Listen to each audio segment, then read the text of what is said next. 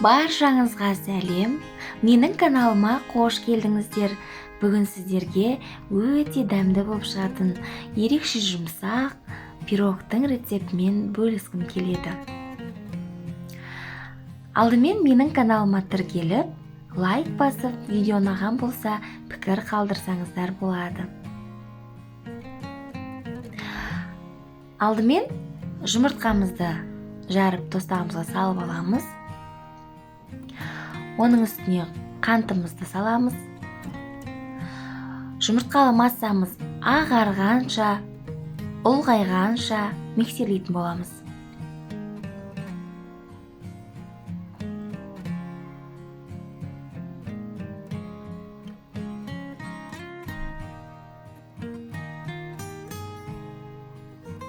Содан кейін кілегейімізді, сұйық майымызды құйып, тағы да миксерлеп аламыз.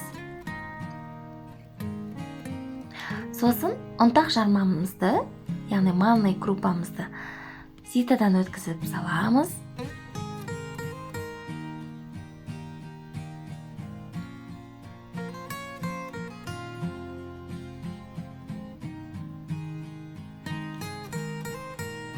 Венчиктің көмегімен араластырамыз.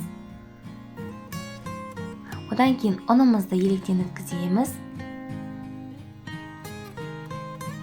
Оның үстіне ванилин саламын. Және қамыр қопсытқыш, яғни разрыхлительді салып, біркелкі масса шыққанша араластырамыз. Жақсылап араластырыңыздар, түйіршік қалып қалмау керек. Араластырып болғаннан кейін пергамент қағазымызды төсейміз ыдысымызға. Соның үстіне қамырымызды саламыз. Қызып тұрған пешімізде 150 градуста 30 минут пісіріп аламыз. Әрине, әркімнің пеші әртүрлі, сондықтан таяқшамен тексеріп алыңыздар, піскен піспеген.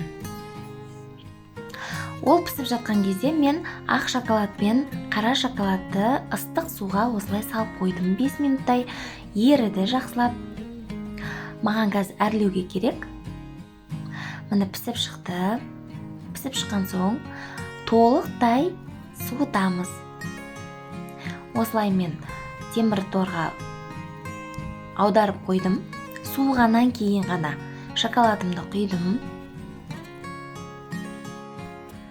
Өз еріктеріңіз қалай әрлеймін десеңіздер де, осылай мен сияқты шоколад құйып, үстіне ақ шоколадпен сызып шықсаңыздар болады.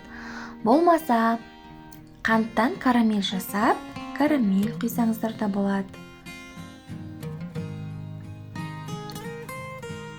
Мен осылай қарапайым түрімен шоколадпен әрледім.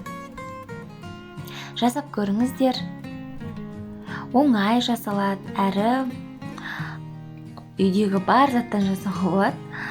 Ешқандай қиындығы жоқ, әрі дәмді болып шығады. Міндетті түрде жасап көріңіздер. Назарларыңызға рахмет. Видео ұнаған болса, лайк басып, комментарий қалдырыңыз.